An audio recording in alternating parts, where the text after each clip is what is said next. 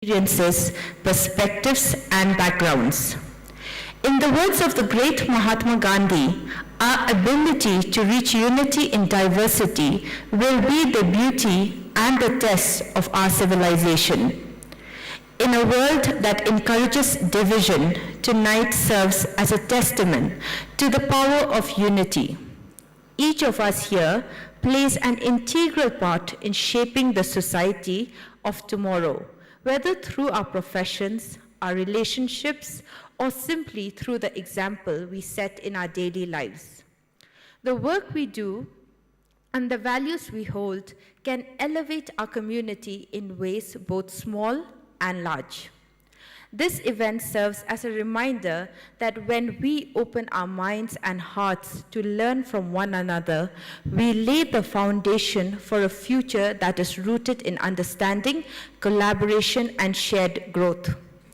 Dr. Sailo was a man who knew that knowledge is not meant to be hoarded. It is meant to be shared. As much as he transformed healthcare, his greatest contribution was compassion and encouragement. He believed, as did Albert Einstein, that the only source of knowledge is experience. But experience means little if not shared. And as we gather tonight, we honor that principle by not only celebrating what we have learned, but also remaining open to learning something new, even life-changing, from the simplest of interactions or words. There is a saying, sometimes a single sentence can impact us more than years of education. Often the most profound lessons come from the simplest moments, a casual remark, a shared thought, or a heartfelt story that can alter our perspective and stay with us for life. As we gather here today, it is worth remembering that a small thought, a moment of inspiration, can lead to an action that can have a profound and lasting impact. Just as a slight tectonic shift deep within the ocean can cause a tsunami, a single idea, a simple sentence, or a brief conversation can have a ripple effect that reshapes the world around us. The Dr. John L. Sailo Ryntathiang Memorial Oration is more than just an annual red carpet event. It is a tribute to a man whose vision transformed healthcare and, more importantly, uplifted the lives of countless individuals. Now, I would like to warmly welcome our distinguished speaker of this evening, Dr. Ravi Kannan R.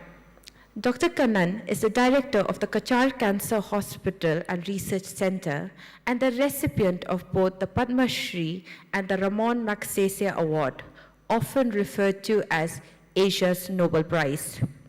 Dr. Kannan's tireless dedication to cancer care has redefined the way we approach not just treatment, but a holistic, patient-centered care, especially for the underserved.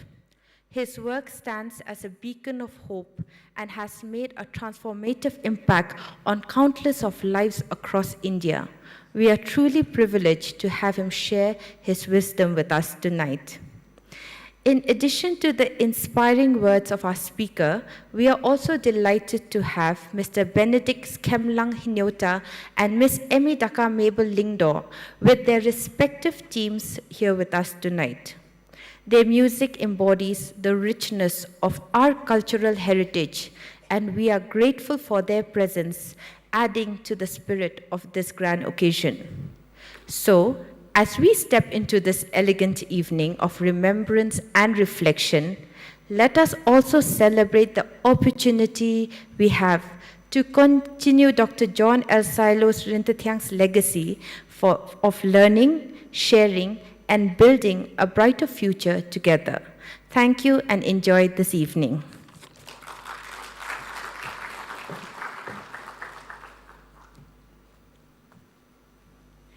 Thank you, Dr. Rebecca, for the warmest welcome. Your words have set a perfect tone for the event. We now have a brief biography on the life of late Dr. John L. Sailo Ryntathiang. Ladies and gentlemen, presenting to you Healing Hands, Dr. Sailo's journey through life and medicine.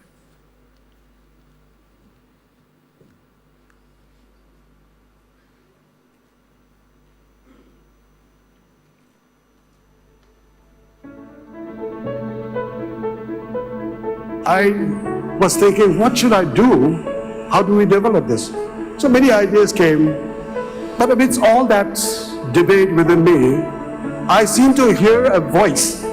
I think it is a reasoning that became almost like a voice that told me, make use of it for the benefit of others. And I hope that the dream that I had 7 years ago will be the dream to be cherished by every one of us. And I hope that this is not exactly the end of the story. The story is yet to begin.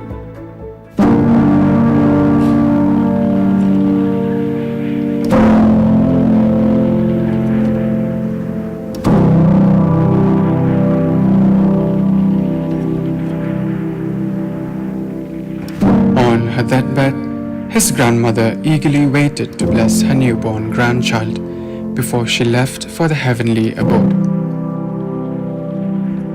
John L. Sailo Ryntathiang was born on October 10, 1951. His father was an army captain, and his mother was a loving wife. He, along with his sister and parents, lived a picture-perfect life until the sudden and untimely death of his father when he was a small child. At a young age, he felt a sense of responsibility towards his mother and sister, helping them in any way he could. His mother, a young widow, became the bread earner of the family, supporting the family on the teacher's salary. Irrespective of the troubles, they were brought up with very strong family values, surrounded by uncles, aunties and cousins like one big joint family. These strong family bonds reflected in the closeness of the cousins and later be imparted to their children. Being a man who was brought up by a single mother and a sister he had to constantly care for, he developed a sense of protectiveness and respect towards women.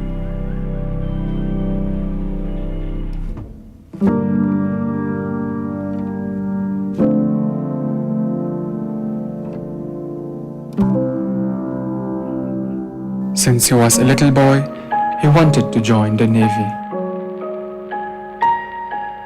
He would dress up in little Navy attires, but God had bigger plans for him, as he would say. One day, he developed a severely infected boil on his arm. He was unable to even lift it, and he was in excruciating pain. He was taken to Roberts Hospital for treatment. Here, he found his calling to be a doctor. He completed his MBBS in 1976 and returned home in 1978.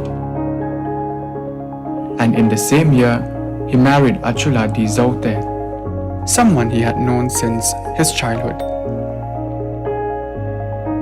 She became his pillar and support as they navigated through every step of life together.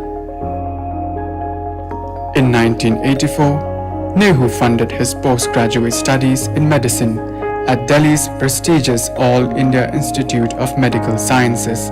His efforts and sincerity were not in vain during those 3 trying years. He finished his course with flying colors. Dr. Guleria, his HOD at that time, said, "When Sailo joined, he was 0. Now he is leaving as my best student, which was a great honor for him." In 1987, he returned home and started his first job. Despite having a wife, children, mother, and a sister to care, he never made his condition seem burdensome. To all those around him, he remained genuine and gentle, always cherishing family time and finding humor in everything. Many of his patients who came to his chamber couldn't afford to pay for a consultation. However, he never turned anyone away because they couldn't afford it.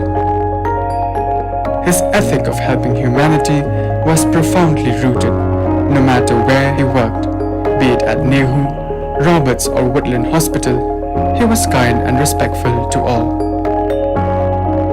Bethany Medical Center first opened its doors in 1992.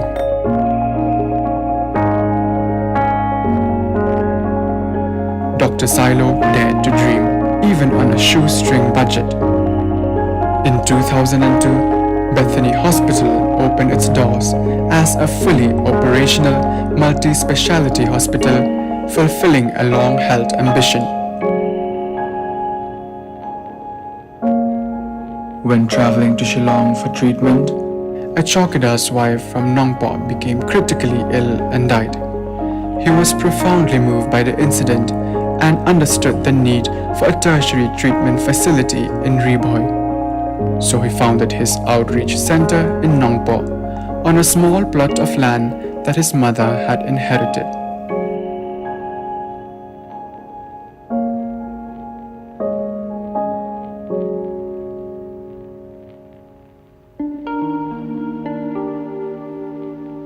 His calling had always been to be a doctor, but it did not describe him on his own. According to him, anything is possible if one puts in enough effort. He was sincere and dedicated in everything he did. Agriculture, building, organizing, and even playing the guitar were among the many ventures he had pursued and completed over the course of his life.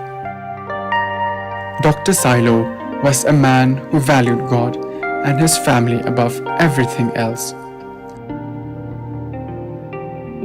His sense of family extended to all those who work with and for him. His relations to his uncles and cousins remained close until the end of his life. He would always seek their advice and value their perspective. His wife affectionately referred to him as Isho, which meant my friend.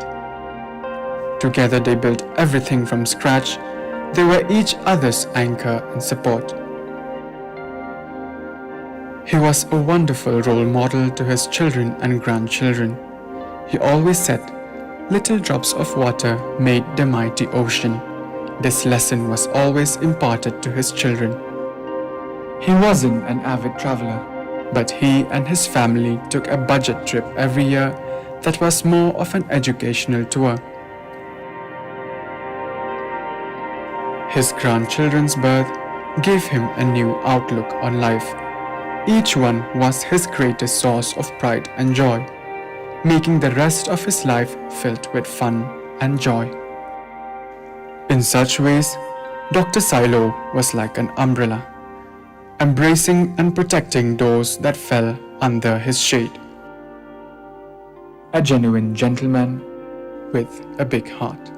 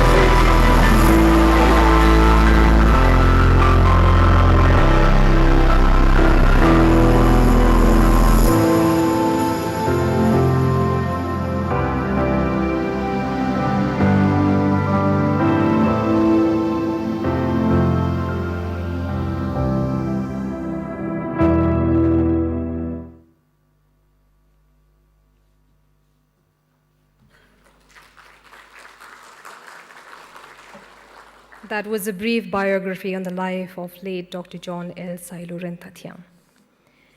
The Dr. John L. Sailo Ryntathiang Memorial Oration is an exquisite annual red carpet event organized by Bethany Hospitals, a dazzling occasion to honor the remarkable legacy of its esteemed founder, Dr. John L. Sailo Ryntathiang. This grand event is a true celebration of a visionary whose contributions have elegantly reshaped the landscape of healthcare and elevated the very fabric of our community. Set amidst an atmosphere of unparalleled refinement and splendor, the memorial oration is an evening where grace and grandeur take center stage. The event draws together dignitaries and luminaries from all corners, paying homage to Dr. Sailo's noble legacy. The memorial oration is a royal tribute to a life of vision and impact, a fitting occasion to commemorate the timeless legacy of a man who gave so much to the community. Before we move on, let us reminisce on the past oration that we have witnessed and rekindle those memories. Here is a short clip that highlights the vibrant meaning of this event.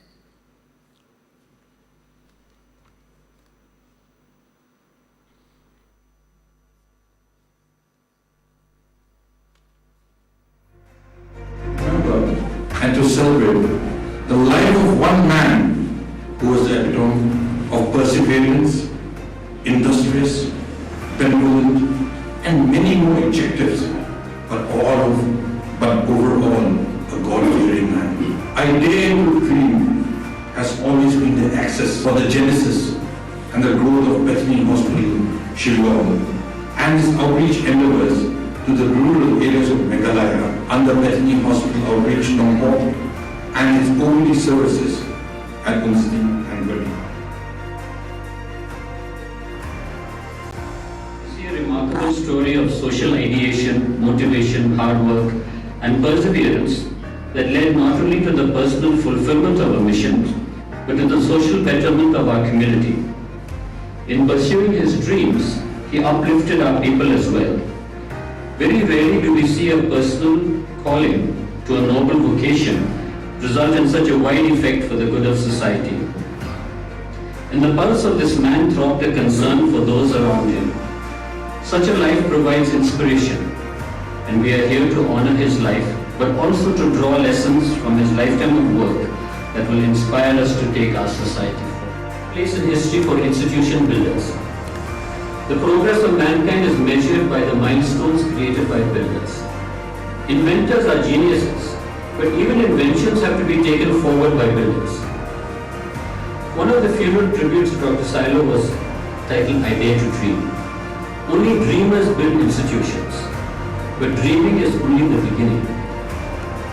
One of the famous quotes from Dr. Abdul Kalam, well-known person in this hospital. Abdul Kalam famously said, "A dream is not what you see while sleeping. It is something that does not let you sleep." Dreamers are builders who cannot sleep till the dream becomes a reality.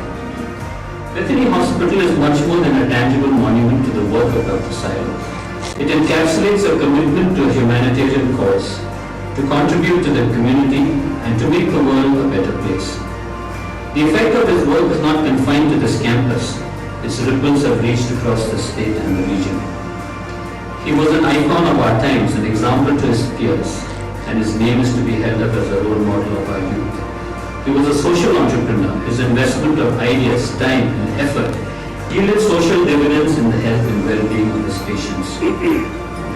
In passing, he also became an icon of the COVID era. Because a prominent citizen and that too a doctor had succumbed to COVID, the state immediately awoke to the threat of COVID, and efforts were mobilized and redoubled to meet this unruly threat to the state. The life of John Sailo in Bethany Hospital is a classic case study of determination and triumph, of giving more to the community than one receives, of ministry in a difficult place, and of service in a needy vocation.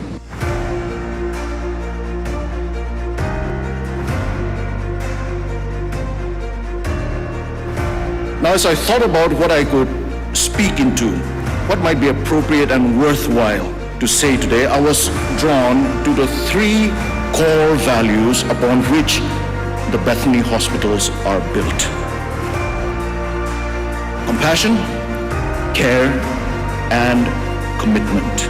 Compassion is not just feeling the pain or suffering of another, but compassion goes further. There is that deep desire in compassion to alleviate the suffering of that person, not just feeling it, but mitigating it.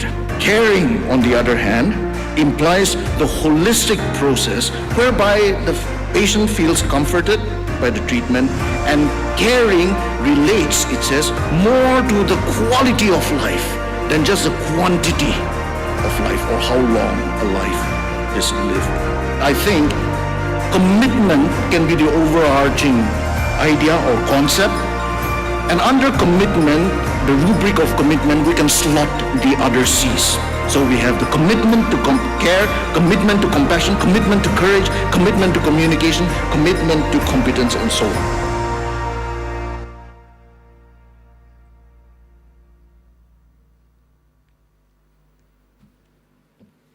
That was just a gist of the orations held in the past. You may view the full video on the YouTube under the name Bethany Hospital, Shillong. One of the most awaited moments has now arrived, a moment that promises to deliver insights and inspiration to engage us all in a thought-provoking dialogue. I would like to invite Dr. Zulfikar Hazarika, Deputy Medical Superintendent, Bethany Hospitals, Shillong, to kindly present a brief introduction of the orator, Dr. R. Ravi Kannan, Director, Kachar Cancer Hospital and Research Center, Padma Shri and Raman Maksese Awardee.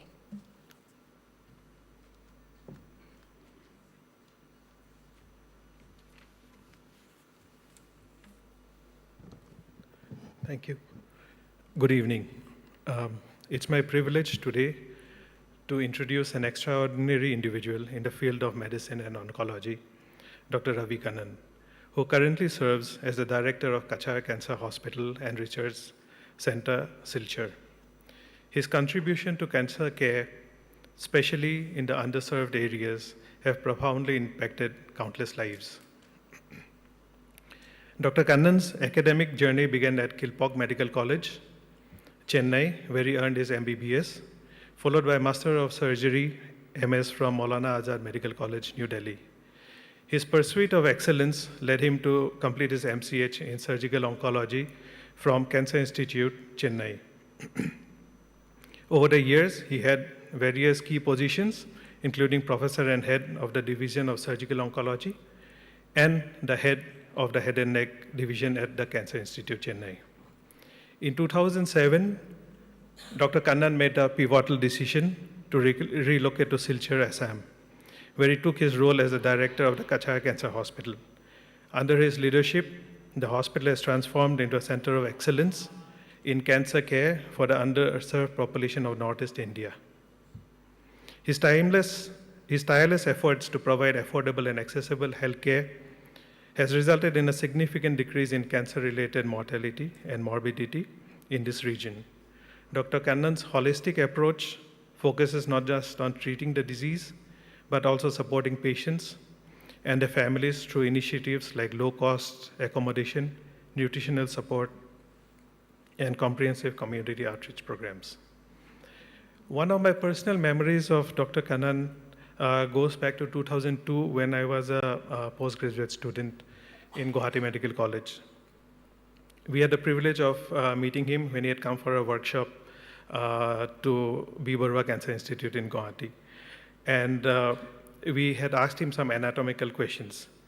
In his usual thoughtful manner, he just reached into his bag and took out a skull that he had carried all the way from Chennai. So this simple yet powerful gesture highlighted his dedication as a teacher. He ensured that we as first and second year students could better understand the complexities of head and neck anatomy by offering a hands-on demonstration. Another vivid memory of the same day involved a patient who had come to see him. I still remember the gentleman, a tall gentleman who had a scarf around his neck. He had come along with his daughter to seek advice from Dr. Kannan. And when the patient unwrapped his scarf, revealed a large swelling below his neck.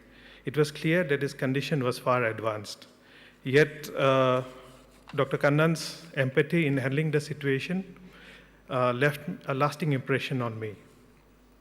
He spoke to the patient with such kindness and understanding that you could see that, the burden of worry lifting from the patient's and his daughter's face. It was a lesson in compassion and humanity that I will never forget. Dr. Kannan's remarkable contribution has been recognized with several prestigious accolades. He received the Padma Shri in 2020 for his exceptional contribution to medicine. He was also awarded the Ramon Magsaysay Award in 2023, Asia's highest honor in recognition of his humanitarian service and his unwavering dedication to making healthcare accessible to all. Further honors include For the Sake of Honor Award from the Rotary Club of Madras, the Lift Me Legion Award from Max Healthcare, and the Bhagavan Mahavir Foundation Award for Excellence in Human Endeavor. In addition to his clinical and community service, Dr. Kannan has made significant contribution in the academic world also. He has presented at numerous conferences, authored papers in leading medical journals, contributed chapters in books, and served as a faculty in various continuing medical education programs.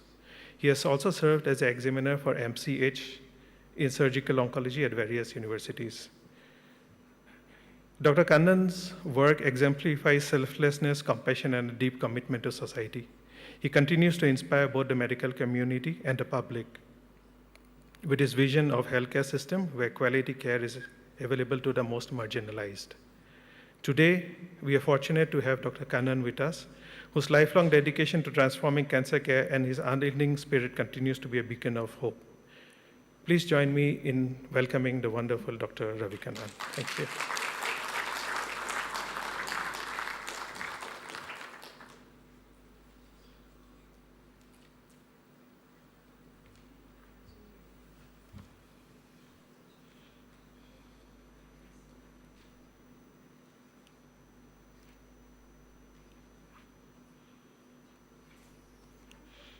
Never mind.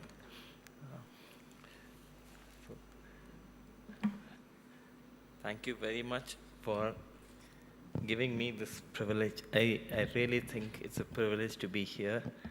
The more I read about Dr. Sailo and the more I hear from people, the more I feel that that's a gentleman I did not get the privilege to meet, and that sits somewhere as a want that cannot be fulfilled. But thank you very much for inviting me here. And Zulfi, thank you for embarrassing me. So, the slides, how do I switch them on?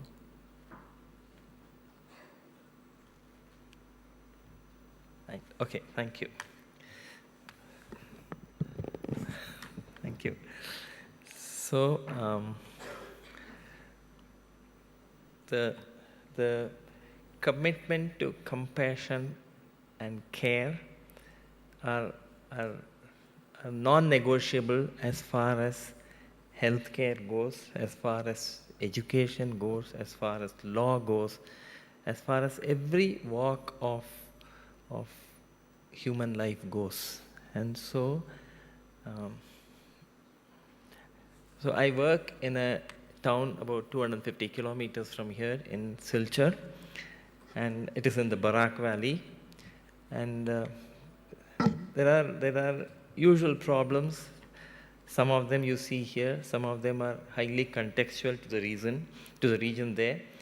But what is most inspiring for me there's a tea garden about 30 kilometers from Silchar, where I was with Dr. Sandra this morning, and she told me that the incidence of malaria is coming down very rapidly in the whole region and probably many other parts of the country as well. But malaria was identified, the parasite was either life cycle was identified by Ronald Ross, and he was awarded the Nobel Prize for Medicine and Physiology in 1902, the second Nobel Prize. And he started his malaria work in the tea gardens of the Northeast. He actually spent some time in Labak Hospital. Those days, that was the only hospital in the whole region. And then, of course, he moved on to Kolkata and Hyderabad, and then went back and published his work and was awarded the Nobel Prize. But the microscope that he used and his hand drawings are still there. They just hung on the walls. The microscope is there. We can go fiddle with them. And if it were another part of the world, they would have put everything in a box and charged everybody money to go and see them. But the thing is, a man with just his vision and a small laboratory, probably the size of this stage, changed history. And so that is a very inspiring. So the story of the hospital, so in the 1980s, 90s, the only cancer hospital in the whole of the Northeast was in Guwahati at the Bibarwa Cancer Center. And cancer, as all of you know, is a long-drawn treatment story. It takes a long time. It's expensive. Results are uncertain. And so many people were not able to complete treatment, and they would go home and die with the knowledge that they were going home to die. And so lay people of the valley got together and formed a society. And then they went door to door seeking funding. They sold lottery tickets. They approached political people. And then the government of Assam gave them land. And then the local MP those days was an influential minister in the central government. So they put up a basic hospital. This was in 1996. The then director of the hospital, Dr. Chinmay Chaudhary, he's an ENT surgeon, he then went about visiting several cancer centers to see how a cancer hospital should be administered. He actually spent 3 months or 6 months with us in Chennai, and subsequently he was in regular touch, because at the Cancer Institute we had a policy of treating everybody whether or not they could pay for the treatment. And so he was very taken up by that policy and used to keep sending patients across. Dr. K.P. Chakravarti was an ophthalmologist who retired as Joint Director of Health Services in Assam. And post-retirement, for the first time, he picked up DVita, self-trained himself to give chemotherapy, and for many years he was the medical oncologist there. And so together, all of them started the hospital. We joined in 2007, and then, so at that time, it was a 20-bed hospital. We had 23 staff, and I was the only doctor there. And our whole monthly salary budget those days was 96,000 rupees. Over the years, we've put in place several measures, some good, some not so good, some extremely foolish. But today we are 146 beds. We are about 480 staff. We are spread across 5 campuses. And now the question is, we have done some good over the last so many years, but the question is, are we sustainable? Can we be replicated elsewhere? And that is what has been on our minds for the last several months, more than a year. We've been inside the hospital, and every forum like this, I toss out this idea, seeking opinions from everybody, inviting conversations on how this can happen. So this is a very common story across the country. Whenever poor people have out-of-pocket expenditure, the first thing they will do is sell everything that they have. Their houses, their cattle, the trees in their house, sometimes their children. They will sell everything that they have. And then they will go and borrow money at exorbitant rates. On a monthly basis, the refund, the money that they have to pay back is phenomenal.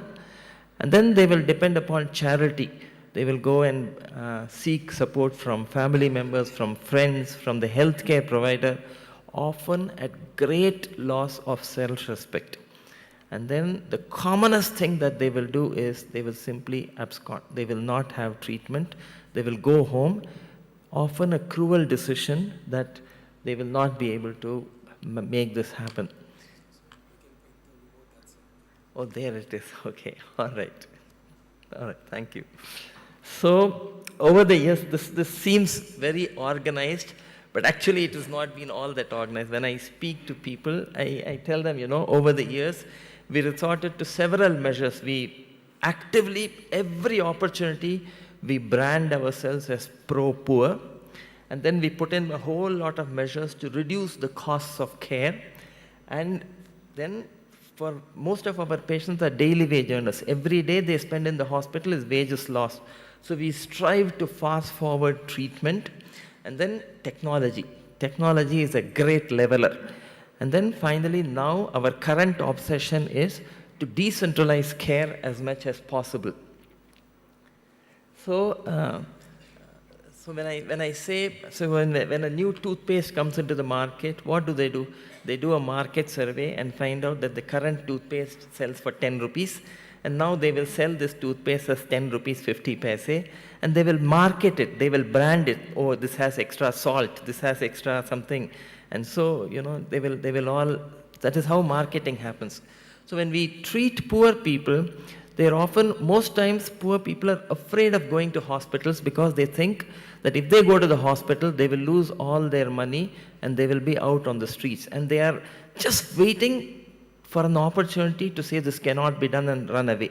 And so for them, it is our duty to ensure that every time, every opportunity, the way the hospital looks, if we put marbles and fountains, see many of us when we go out, if we see an expensive 7-star looking hotel, we may not enter it easily. But if we see a small Udupi type of hotel, we are happy to go and eat because we are comfortable with the idea that the bill will suit our pockets. The same thing applies to healthcare. When poor people come to a hospital and find a grand, glitzy looking hospital, it will intimidate them. And so the way the hospital's facade is, the way the staff present themselves, they stop you on the corridor, you have to stop then and there and address their concerns. Otherwise, if you one harsh word, and they will disappear, they will not come back. And so 24/7, we have to be on guard to make sure that just by word of mouth or action, we should not put them off. We should not give them the impression that this hospital will not take care of them. And so we resorted to a whole lot of measures that brands of every time we speak, everywhere we go, we constantly harp on the fact that we are a pro-poor organization. All right, never mind. And then over the, initially, we resorted to low cost or no cost treatment. We resorted to a whole lot of measures. And then in 2010, we got a grant from the Indo-American Cancer Association to start a division of palliative care. And so as part of that, in 2011, we had to present to them on the impact of the grant that they provided us. So we looked at our data on palliative care, and we found that 30% of our patients came back for morphine. Morphine is a drug which is vital for pain control in advanced cancer. And it reflects the amount of morphine that is consumed by patients in a hospital is an index of the quality of palliative care. And we found that 30% of our patients came back for collecting oral morphine tablets. At that time, we were morons, we dismissed this of saying these are all people with advanced disease. They're not coming back to the hospital because they're dying. But people whom we were treating with intent to cure, we were providing low cost, no cost treatment, boarding, lodging, all doing very well. And at the meeting, we actually made the statement that while patients on palliative care are not coming back, people whom we are treating with intent to cure are all doing very well. Even as we said that, Iqbal is our palliative care colleague, and so we realized that this is something we had not substantiated. So when we went back, we asked Amit, our registry in charge, to analyze and tell us what is happening. He came back and told us that 80% of the patients, out of 100 people who come into the hospital, nearly 60% of the patients don't come back for a second visit. Out of the 40 that initiate treatment, only 28 complete treatment. And that means, the whole thing was a failure. What we were doing was not changing anybody's lives. All that we were doing was not doing anything. And so we were flummoxed. We were doing everything right. We were giving low-cost treatment, no-cost treatment, boarding, lodging. What else could be done? It took us a while. We went back to our records and realized that 80% of our patients are daily wage earners. And cancer treatment is expensive, it is forever. And so what they do, they say this cannot be done, they go home. Just simple. It sounds very cruel, but as a matter of fact, this is what happens. So those days we didn't know the art of quality improvement. Nobody taught us administration. Nobody taught us many things, So we took several knee-jerk reactions. We said, oh, they are daily wage earners, they are not coming back. We'll provide employment. So we started with grand ideas about providing employment. We said we'll have a tailoring industry, we'll have a paper making. We wrote project approved grants seeking support. And then we realized that these people who come, they don't have tailoring skills. They don't have any of the skills for the industries that we were thinking. And so quickly we became wise. We tore up all those grants and we opened up all our ad hoc, we need people in the kitchen, we need people for cleaning, we need people in the pharmacy to stock drugs. So all unskilled labor we started providing employment. We were giving 30 rupees plus food for a caregiver. Today I think we provide 300 or 350 rupees plus food for a caregiver. At that time, I thought this is going to change everything. And actually, about 3-4 years ago, we actually looked at what was the impact of ad hoc employment. We found that for of 3,000 people that we treated, we provided employment only to about 30 people with maximum, And so the returns were more than the employment that we were providing. And then we realized, over the years, then we said that Abhijit, my colleague in the IT department, created a software where we started looking at every patient coming into the OPD. So we said as a policy, anybody who comes to the hospital must go back with a follow-up date. And so today's date I opened, there are 100 names. As we see them, the names disappear. What is left behind are the people who have not come back. And so then we get on the phone. Didi, you were supposed to have come back for chemotherapy. What happened? Come tell us, we'll help you. And so we started getting on the phone. Then we got a grant for starting satellites. The Department of Electronics and Information Technology had a telemedicine software that they wanted to implement in the Northeast. So somehow we got into that project and we started satellite centers in areas around us. Then we started I heard Dr. Harmala Gupta speak in Delhi on palliative care. Very impressive program. Delhi is divided into several sectors. Each sector has a home care program. There's an ambulance, driver, nurse, doctor, team visiting. The beauty of the whole home care program was there was no financial obligation for the patient. We realized that we also had a home care program, not doing well at all because all the time we were bothered about who will fund the petrol, who will fund for the drugs we use at home. And so, will the driver collect the money? Will he give a receipt? Will he swindle us? All sorts of questions involving around money. And so we said, when we came back, we said, again, another knee-jerk reaction. We said, tomorrow onwards, home care will be without charge. So over the years, we took many of these decisions. But what happened was, when we audited the ad hoc employment program, we realized that this and every other measure that we put in place are actually confidence-building measures. When we visit a patient's home, we build confidence. When we call them, we build them. When we offer them employment, and together all of that reassures the poor patient that they will be cared for. This hospital is for them.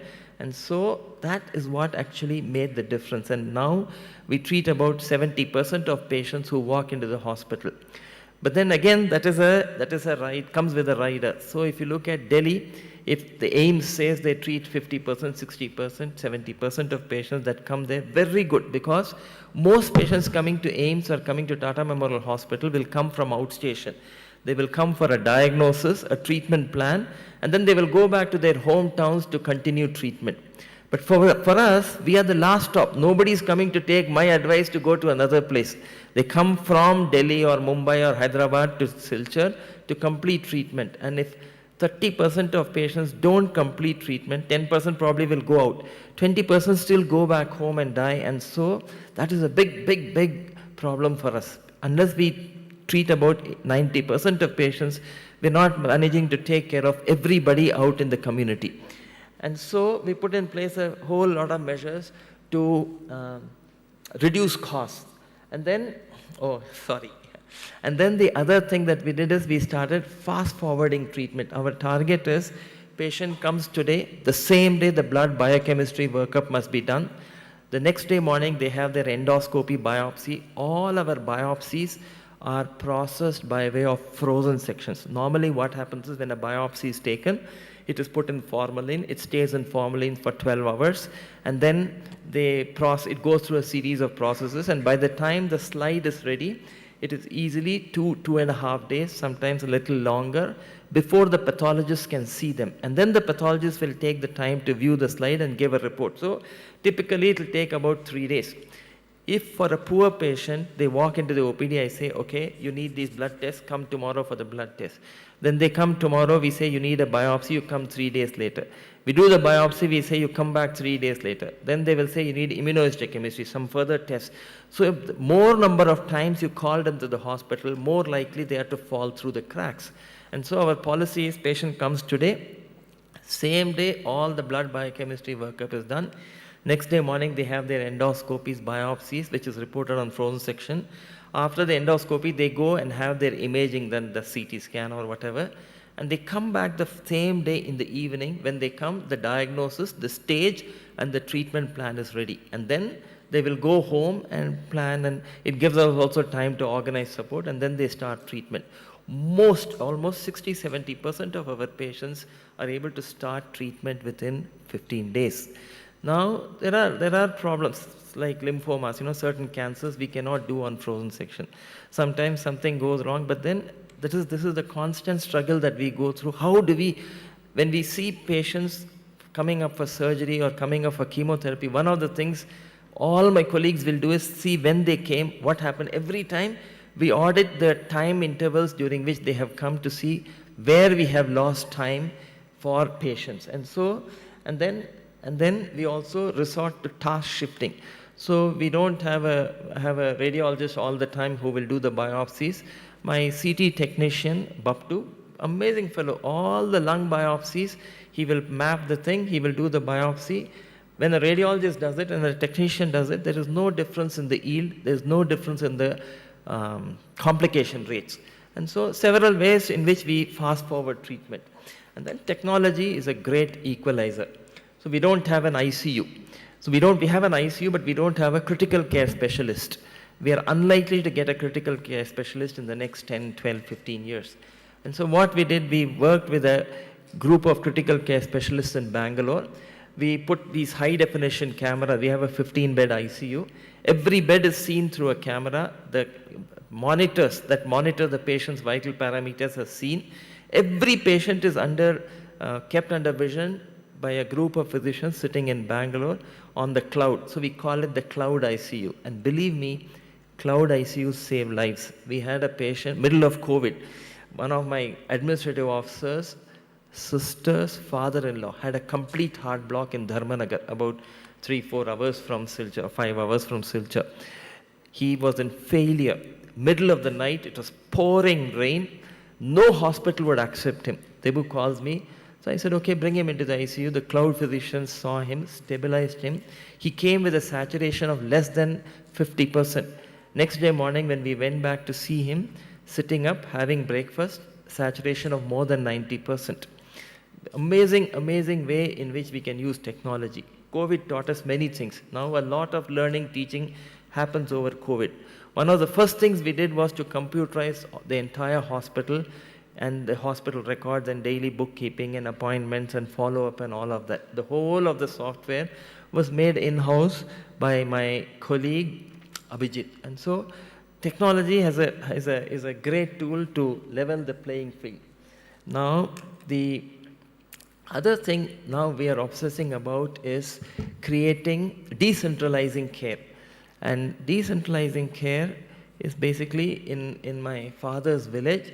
the doctor would go from house to house to house, seeing patients, distributing medicines, and that is a great, and then he would have coffee, he would attend weddings, he would be part of the community. Great way of delivering health care, which is unfortunately losing out because of urbanization. And moreover, you cannot take X-ray machines or radiation machines or CT machines to patients' homes. But what we can do is go as close to patients' homes as possible. And so we're in the process of setting up satellite centers around us, and we envisage each of those satellite clinics to be able to do new patients, to do follow-ups, to deliver palliative care, to deliver chemotherapy, to carry out simple tests. And we want to have each, so in around the main hospital, we will have 3, 4, 5 satellite. We have one in Haflong, we have one in Baregram, we're looking at one in Jiribam. And then we're looking at having all these satellite centers supported by what we are calling PEP centers. So what happens is our home care, we have a very aggressive home care for palliative care. So in villages, what happens when we go to somebody's house for palliative care, the whole village will gather to see what is happening. So once the palliative care program is done, we gather all the onlookers and then talk to them about health promotion, about tobacco, alcohol, about lifestyles, about warning signs of cancer, lumps in the breast, ulcers in the mouth, changing bowel, bladder habits. So through this, we call it a PEP, P, palliative care, E, early detection, P, prevention. And so through the PEP program, for every 1,000 patients we see, we pick up 20, 30 patients who will come with a symptom which need to be evaluated, and some of them will turn out to have cancers. And so we are using the PEP model to build bridges with the community. Then what happened was, sorry, okay. Then what is happening is, in 2016, the government of India, so we were doing screening, what we thought was screening camps from 2007. Every weekend we would be out in the community, only to realize that kids as young as 3 months land up there, and people as old as 85, 90 years land up there. And it's a big tamasha. We see about 300, 400 people, and we're not changing anybody's lives. And so at one point of time, somewhere around 2012 or 13, we put an end to all these sporadic camps. We said we won't do any more screening camps. And then what happened, Government of India rolled out its guidelines for screening of common cancers and non-communicable diseases. And so in 2006, what the government says is, the ASHA, the accredited social health activists in the village, will mobilize the population to come to a health center where an A&M will screen them. For us, this mathematics does not work, especially in areas like ours, because each ASHA is responsible for about 1,000 people, whereas each A&M is responsible for about 5,000 people, and they have other jobs, deliveries, bookkeeping, immunization, sanitation drives. And so if the A&M has to screen the population, this is not going to happen. So we said we will train ASHA to administer a questionnaire, to create awareness, and to screen the population for oral breast and cervical cancer, and to take one blood sugar reading and one blood pressure reading.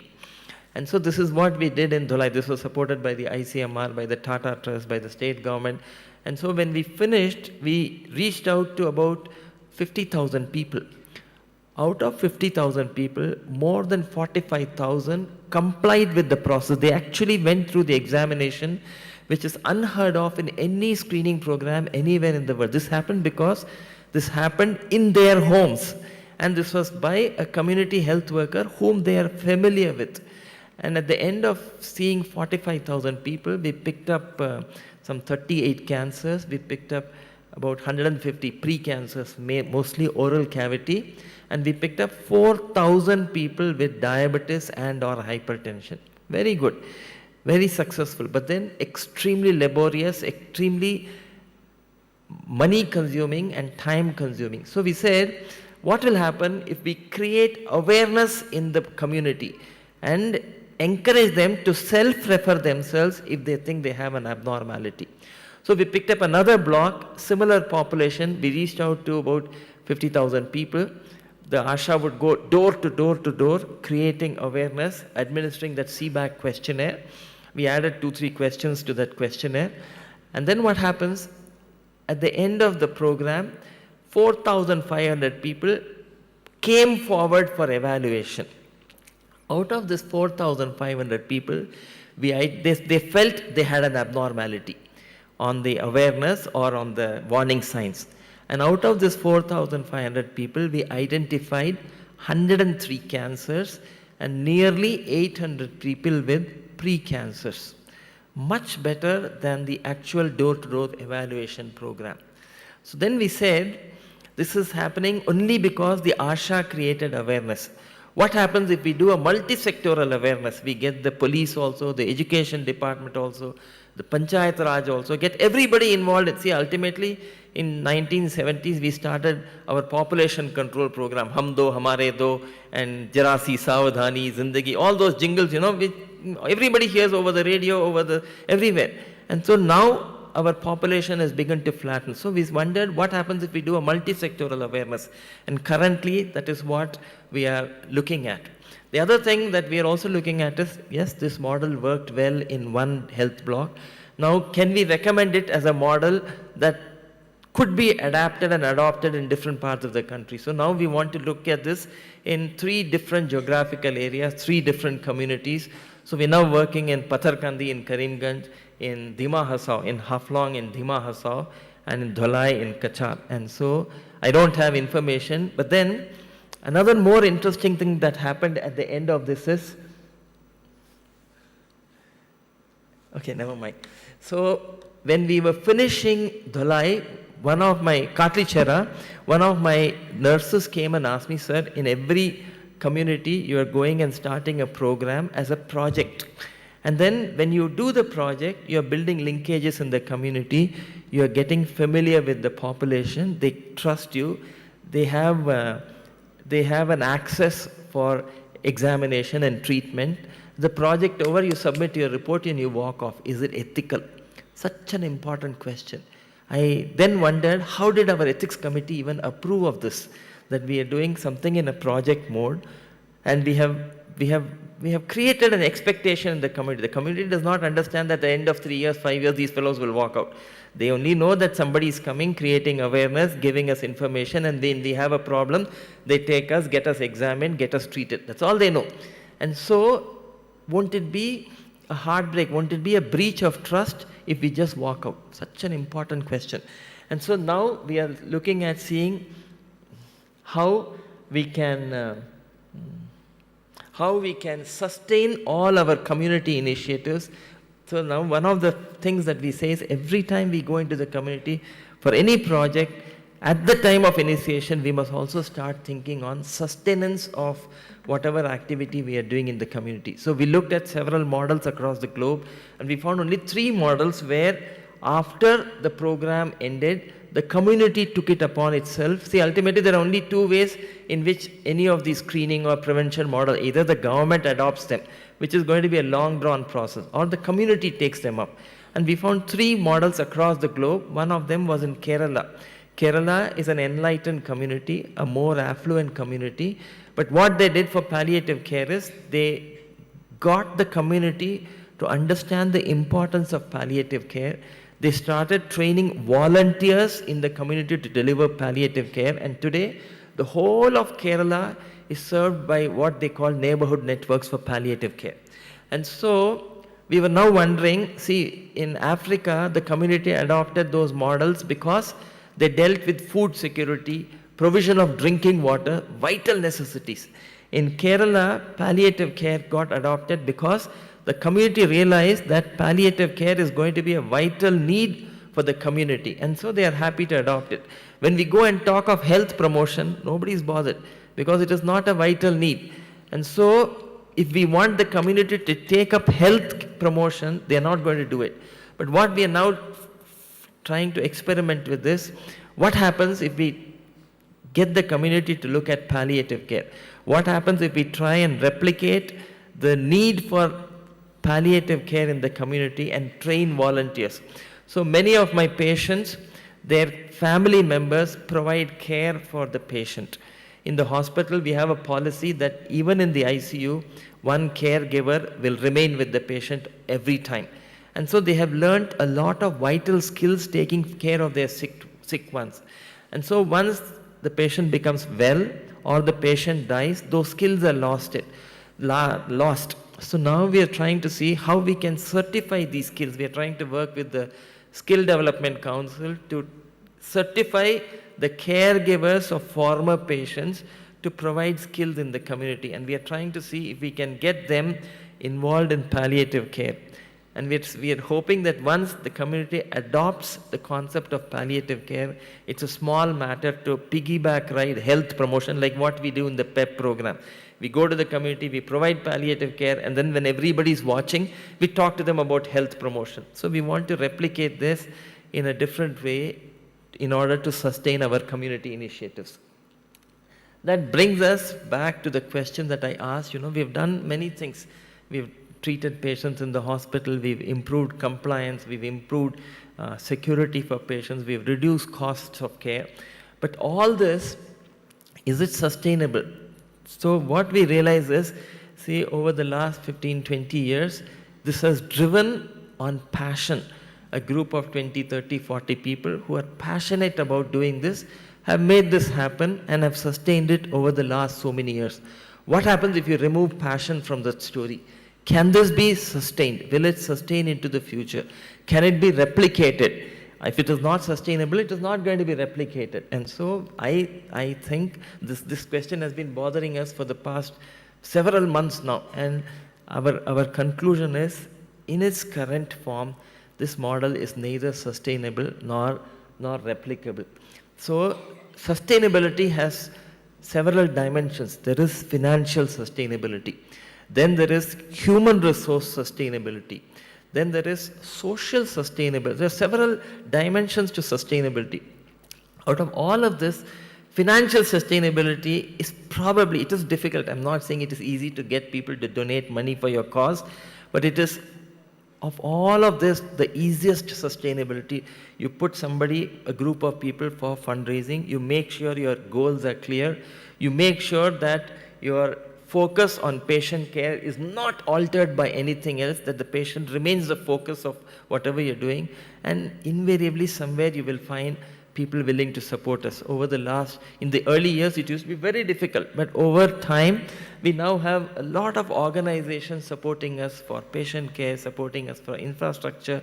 It is a challenge, but then it is easy to achieve. And then we also have several people across the country and across the globe who come forward to support us for training, for raising resources, for auditing what we do. And sometimes I keep telling people, more than fundraising, friend-raising is important. We must build a network of, ultimately, it is by joining hands across the area that we will bring about change. Each of us can help the other with our knowledge, our expertise, our thoughts, and hand-holding. See, there is enormous goodness in the community around us, and we just have to tap into that goodness to make a difference. And so there are several people who have never seen us or met us or have visited us, but who were generous enough to contribute. And then every visitor to the hospital adds value. They will come. So we request every visitor, if things are good, that's okay. You tell us and we'll feel happy for a few minutes. But if things are not okay, because visitors have a bird's eye view of what's happening, which we don't have. And so we request visitors to criticize us, tell us what is not okay. And that is what will bring about improvement. And so every visitor has been a true friend, and they've added value to it. And then now we have the National Cancer Grid across the country. We are now more than 340 organizations, patient support groups, research groups, hospitals, who are engaged in the single objective, most important objective of the National Cancer Grid is to bring about uniform standards of care across the country. And so the network of friends is growing, and there are opportunities for us to do better.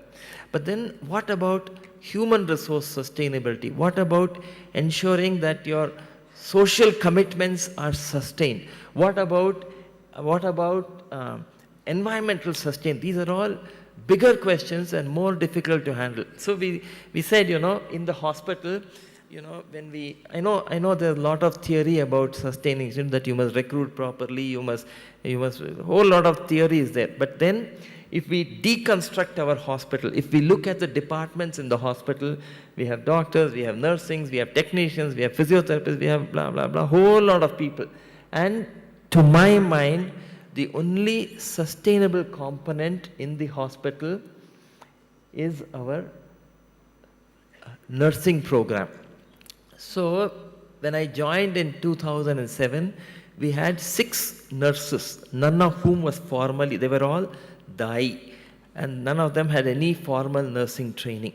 My center forward in the operation theatre was a DAI, a remarkable girl. Unfortunately, she developed MDR tuberculosis and she had to quit work a few years ago. But anyway, and then, you know, we struggled hard to get ANMs and we would not get GNMs at all. The first time we got a few ANMs, we were all jubilant, and when we actually had the first GNM join us, we actually celebrated. Oh, now we are getting ANMs and GNMs.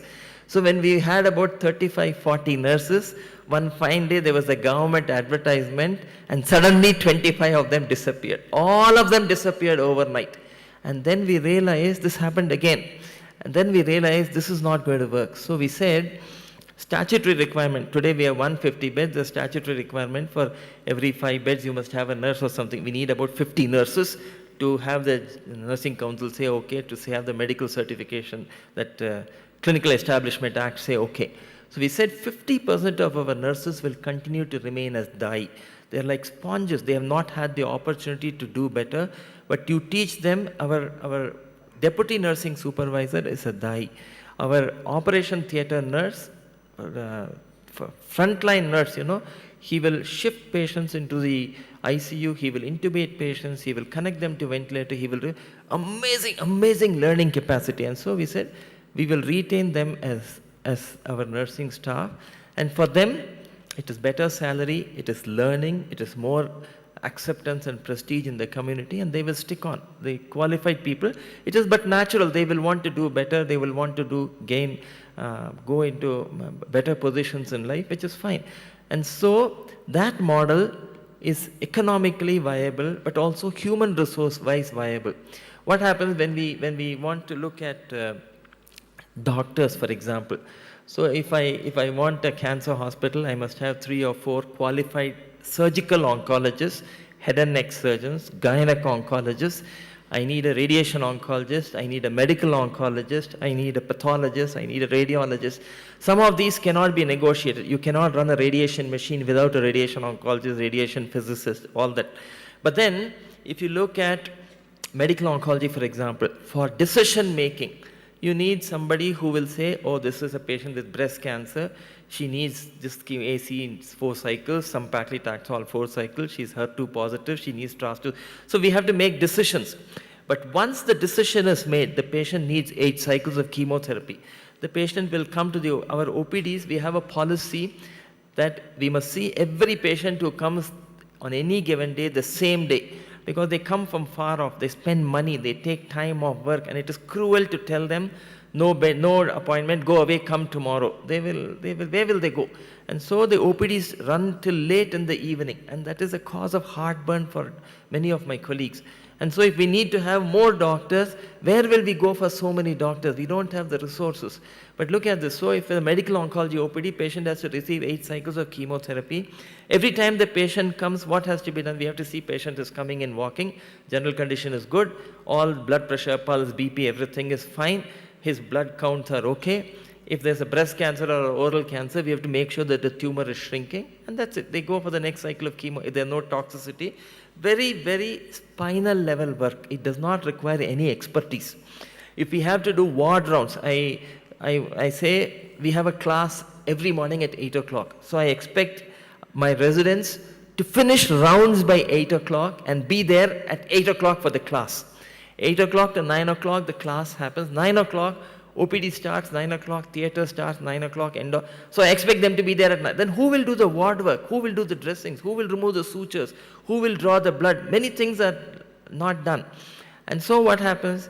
We are now in a catch-22. There is a problem. They don't come to the OPD, Ravi Kannan will be unhappy. They don't do their ward work, Ravi Kannan will be unhappy. Now, where will be, if we have to recruit so many doctors, it is not a viable situation. And so, if we have a doctor or a qualified nurse clinician, she can do all these spinal level jobs. And so, we're now looking at seeing how we can task shift and task share. The jobs have to be given to others who can do them equally well, but they need not be as highly qualified. And so it will reduce, and it is easier to get such people. Very difficult to get a medical oncologist. Very difficult to get a radiation oncologist. Very, very, very difficult to get a technician who's trained in nuclear medicine. We have a PET scan. It's a problem to get a technician for. So we have to see how we can task shift in order to sustain the system. And so we're going through all these things. The other thing is, people often tell me, suddenly from, 40, 50 people, you have become 500. And you recruited a whole lot of youngsters, and they don't have any ethics, they don't have any, which is so wrong. Our youngsters, the kids who are born in the 2000s, they're not without values. They all come with stars in their eyes. They all want to bring about change. They all want to, do great things in this world. But what happens? They are not the ones at problem. So we start off with 30, 40 people. When we started off, many of them were bachelors, young, and then they get married, and then they make babies. Their babies have to go to school. They want a house. They want a car. So these are all normal things. And all of this, takes them a little away from the ideals. Even that is okay. But what happens is, now I need 25 doctors, but I have 10 doctors. Okay, and then I have a colleague who's a medical oncologist or a surgeon, and they're all working within that thing. And for some reason, somebody decides from tomorrow, I have done too much of work, I will come late, or I will take leave without information. When people in the organization, I have a technician in nuclear medicine who I think is very important. Without him, the PET scan will run down. So he will blackmail me. He will say, I only will do 6 patients in a day. So then I will say, okay, he's important, let him do it. So what happens as leader of the organization, I compromise on our core values. And when youngsters see the leadership compromising on values, their faith is lost. They also lose. And so that is how gradually erosion of values take place. And so many of these things I learned on getting hurt, so over a period of time, so we have to guard against all of this. And so what we did, so yeah, we have to do this. And so what we did is, we sat and wrote our vision. What is it that as an organization is our forever vision? We want to be a state-of-the-art cancer center that will ensure that every preventable cancer is prevented. We want to ensure that everybody will get the treatment he or she requires, irrespective of their ability to pay. We want to ensure that nobody will suffer in indignity and pain because of cancer treatment or the cancer itself. And above all, we want to make sure that no family will be impoverished because of treatment-induced expenses. So this is our big goal. And then for that, we sat down and wrote as an organization, all of us got into a room, and then we debated over several weeks, and then we met and we said, what are our core values? See, like honesty, integrity, some values cannot be changed, but the problems will change. So we said we are a poor-friendly organization. The concept of poverty will change, but the fact that there will always be so long as there are human beings, there will always be marginalized people, and that the need of marginalized people will always be there. What their need is, over time it will change. Today I may say 10 rupees is poor, tomorrow I may say 100 rupees is poor. So that change will happen. Same way, the problems will change, but the solutions also will change, which is all fine. But the core principles that guide the organization, that we want to serve everybody in community, cannot change. And for that we said, as an organization, what are our most important values? We wrote down 6 of them. We said compassion. For me, I think that is the most important value in all walks of life. Compassion can come in very many different ways. So when we had COVID, We had one patient actually paring the nails of another COVID, both in isolation, and one patient taking care of another patient. Tremendous compassion. We had a lady with breast cancer from Haflong. Now, she and her husband, there was nobody else in the family. Lady had an advanced cancer.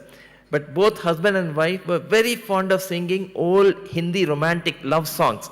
And so in the evening, husband and wife would sing, and the nurses and everybody would join them.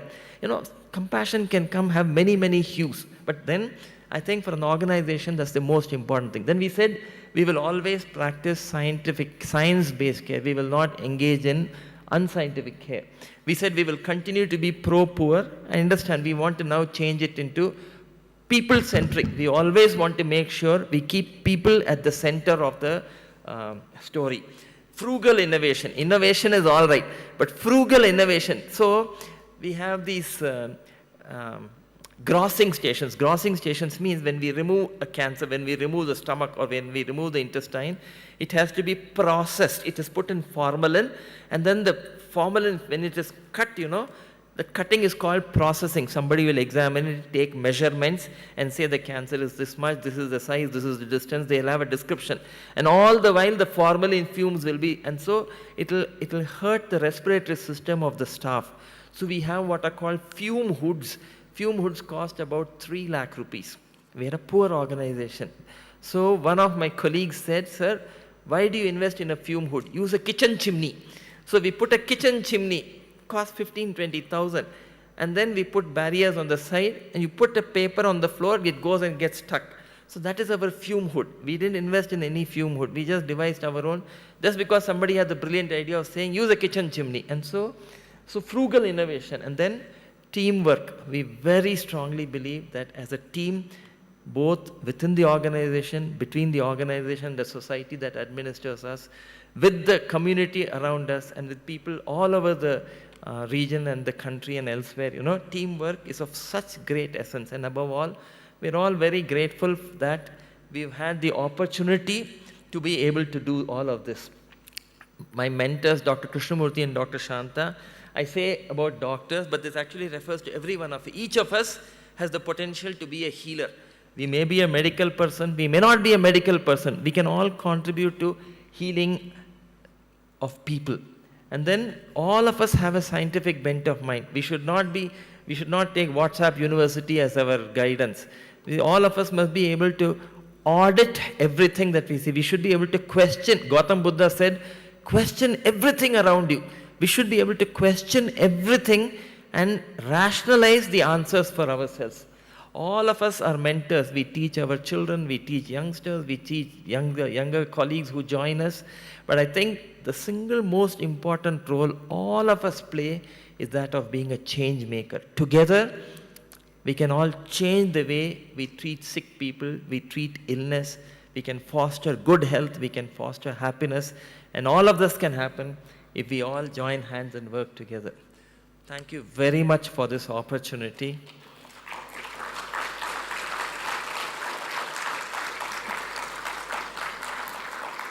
That's thank you in the different languages that are spoken in the hospital. There's Tamil, there's Punjabi, there's Bangla, there is Khasi, there's Mizo, several languages. Thank you.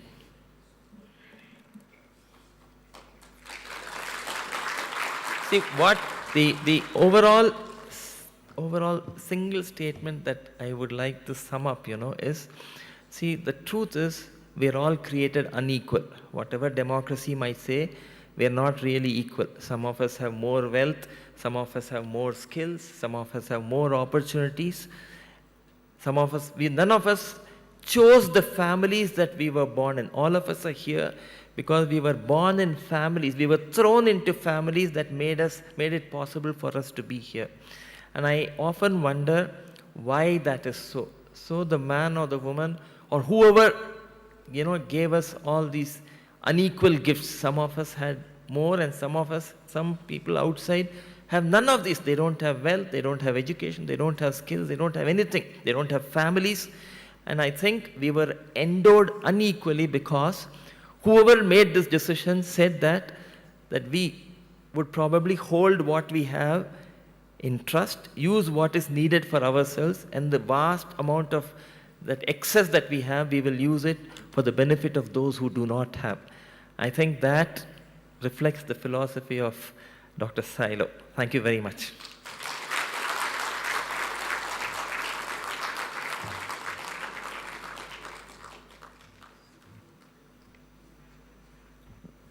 Thank you, sir. You have enlightened our minds with your vast knowledge and wisdom. Your substantial contributions to healthcare have left an indelible mark, enlightening and inspiring countless individuals, and we are truly honored to have had the opportunity to hear you speak today, sir. As a token of gratitude and appreciation, we would like to invite Mrs. Achula D. Sailo, Director, Bethany Hospitals, to kindly felicitate our orator this evening, Dr. R. Ravi Kannan. Sir, may I once again request you to kindly come up on stage.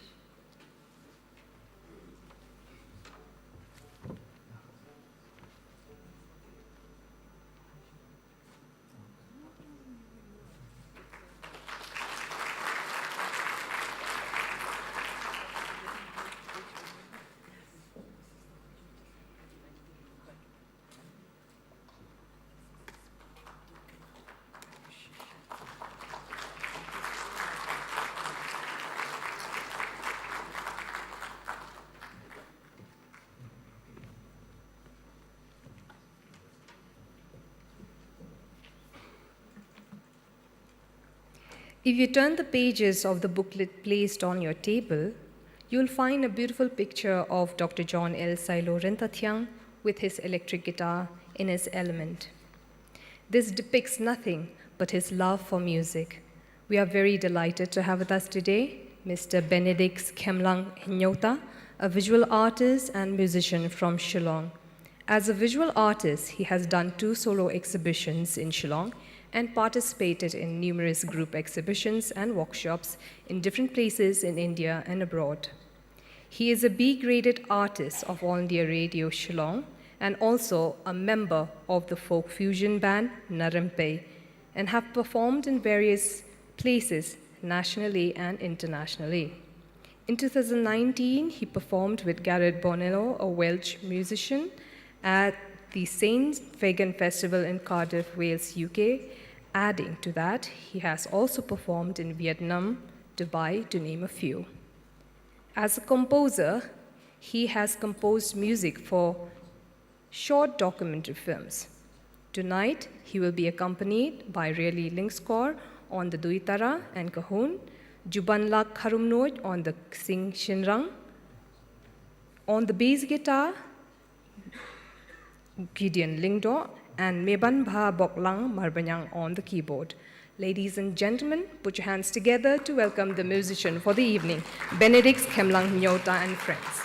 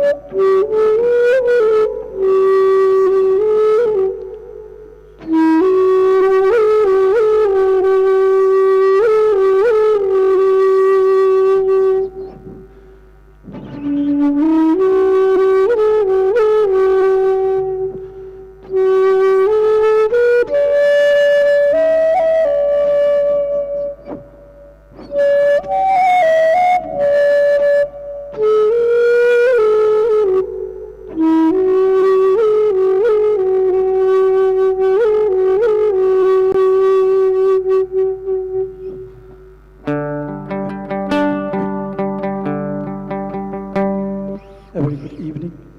to all of you present here, the doctor fraternity, the dignitaries, ladies and gentlemen and friends. It gives us immense pleasure to come here and perform tonight and share our music on this special day, which is the third memorial oration, and to honor a great personality, a great kind-hearted, loving soul, a philanthropist, our beloved late Dr. Sailo.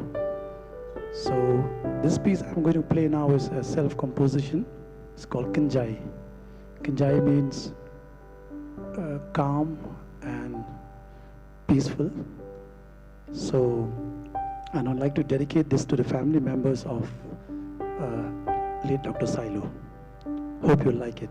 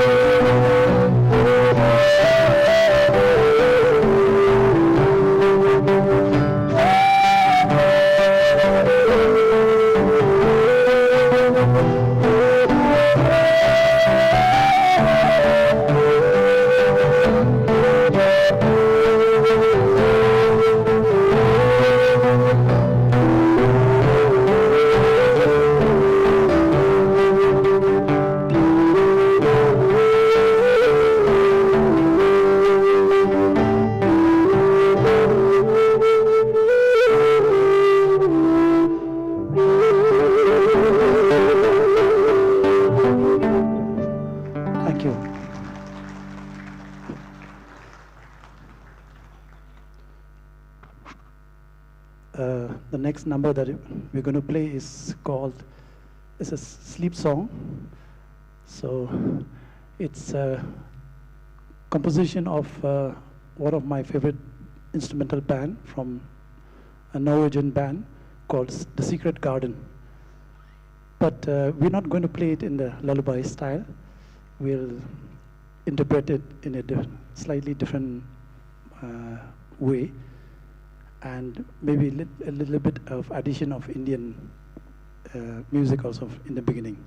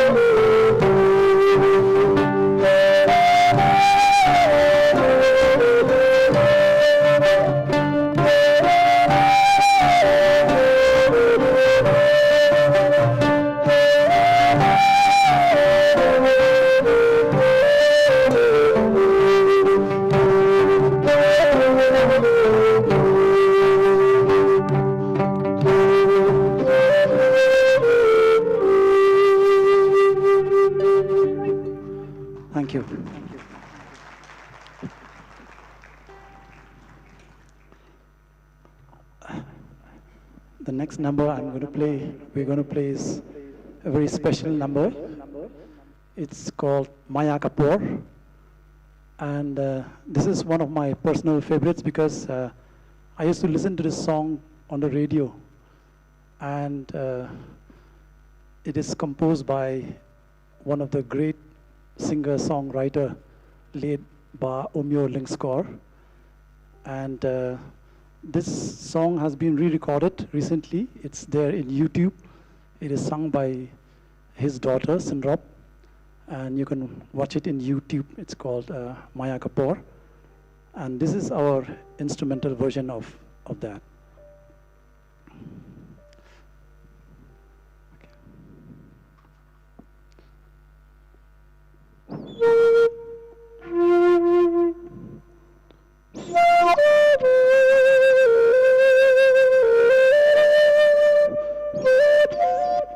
Sorry, I think because of the coolness, the flute little bit it fluctuates.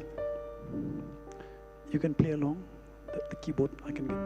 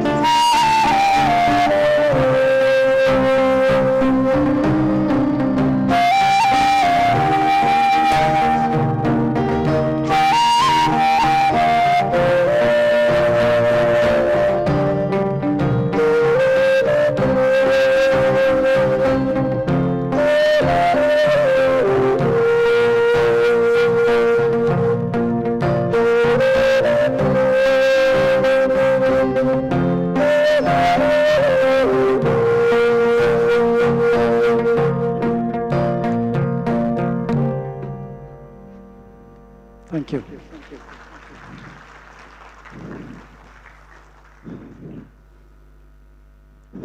Sorry.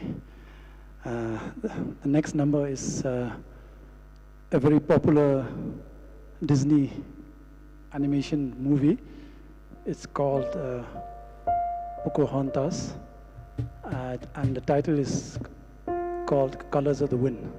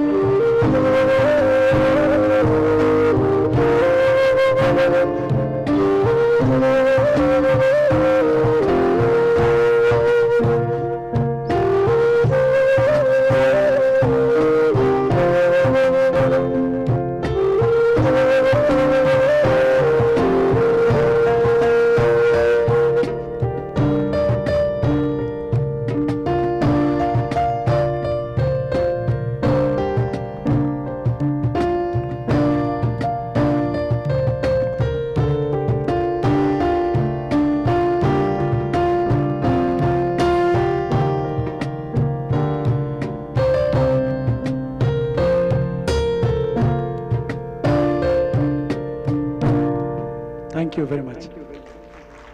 Sorry. Yeah. Sorry. Yeah.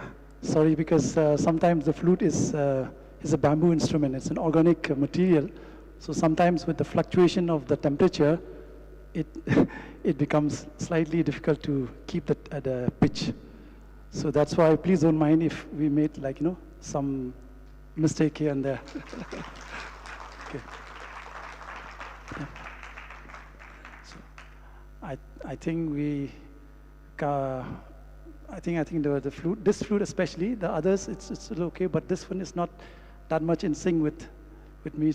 So I think we'll conclude this performance. And once again, I'll like to thank my fellow musicians, Gideon on the bass, really Lingskor on the Duitara and the Kahun, Meba Bhabok Lang on the keyboard, and Juban on the percussions. Thank you very much.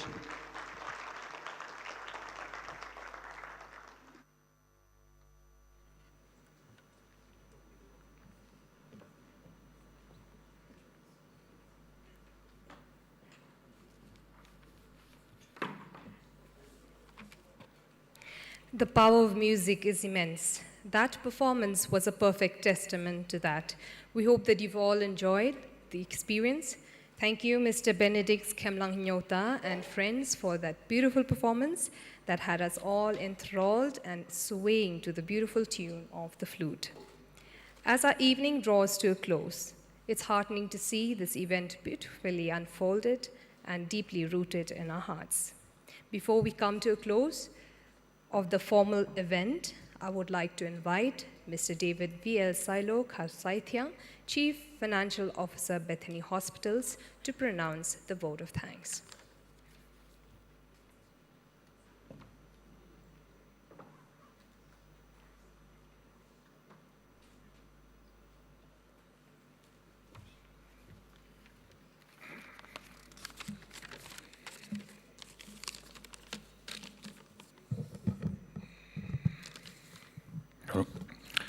Good evening, everyone. We're gathered here today to celebrate a remarkable life, a life that embodied purpose, compassion, and an unwavering commitment. Today, we honor the legacy of late Dr. John L. Sailo Ryntathiang, who served as a husband, a father, a grandfather, a director, and a friend to many who are here. First, I want to express our heartfelt gratitude to the Almighty for blessing us with His presence in our lives. A special thank you to our esteemed speaker, Dr. Ravi Kannan. Sir, thank you. We are honored that you could join us despite your busy schedule, and your insight into medical care in rural areas inspires us all. The struggles are indeed many, but as you remind us, the reward makes it all worthwhile. I would like to extend our appreciation to Benedict Nyota and his team. Your music has not only delighted our ears, but has truly warmed our hearts. Kublai Shibun. As we conclude this evening, let us carry on forward the wisdom of our late President, Dr. APJ Abdul Kalam. Dream is not that which you see while sleeping. It is something that does not let you sleep. That was his saying. And we have our late founders saying, I dare to dream. So, and I especially am very glad to see a person who made that statement on our first memorial oration program, Dr. Glenn Karakong, who's here with us. Can we please give him a round of applause? Thank you, sir, for being with us. Thank you all for being here to celebrate a life that was well lived. It is your love for us, the family, for us, the organization, for us, the institution, and that your presence here has such a beautiful meaning. Thank you once more. On behalf of Bethany Hospital and the organization today, after this program, we invite each and every one of you to join us for dinner. Thank you so much.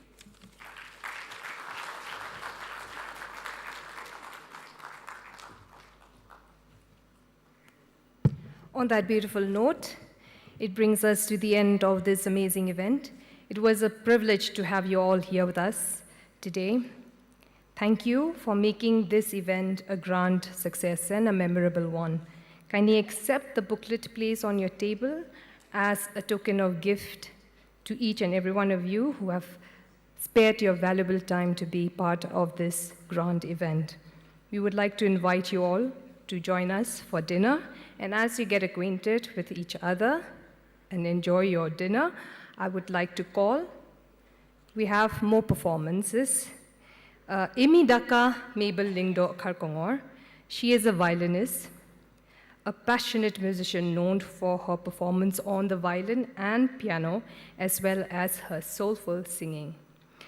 Born into a musical family, she began her musical journey at the tender age of 4, quickly developing a deep love for the arts. Her performances are characterized by emotional depth. She will be accompanied by Hazinia Aiden Lingba, who is known for her enchanting piano performances and love singing. As a music teacher, Hazinia is committed to imparting her knowledge and passion to children, inspiring them to explore their own musical talents. Another person who will be accompanying her is Valdan John Paryat. He also comes from a musical theater background. His noble credits include the Children's Theatre Festival 2007, National School of Drama, New Delhi, National Youth Festival 2009, Amritsar, Punjab, and as a performer in most of his school's productions. A graduate in music and master in folklorist. He has performed with many choirs from Shillong. He is presently a teacher, orator, performer, singer, and a renowned MC. Let's have a big round of applause.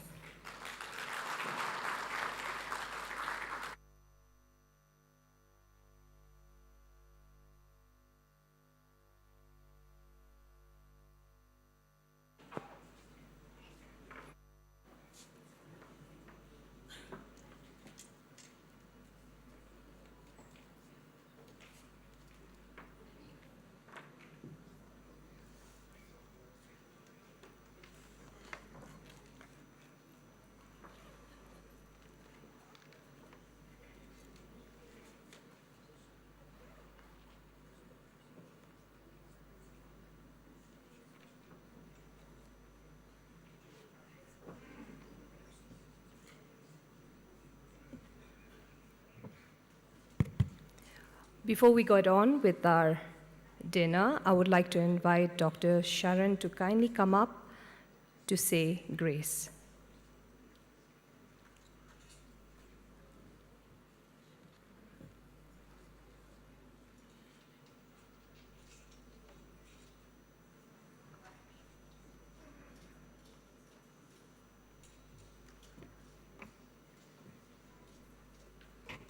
Shall we pray? Heavenly Father, we thank you for this day. We thank you for this occasion where we have come together to celebrate the life and the legacy of our dear founder, late Dr. John Sailo Ryntathiang.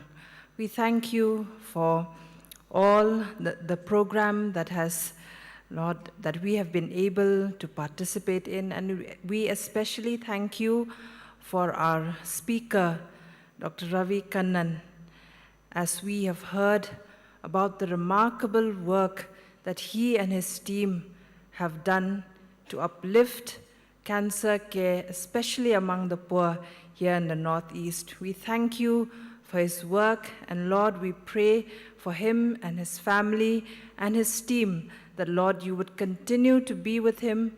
Lord, give him good health and strength and wisdom and understanding, that, Lord, he may continue to be a blessing to all in this part of the country, especially the sick, the suffering, and the marginalized. Lord, at this time, we also thank you for the food that we are about to partake. Lord, we pray that you would sanctify it, that it would give nourishment to our bodies. Lord, this we ask, and we pray with thankfulness in the name of our Lord and Savior Jesus Christ. Amen.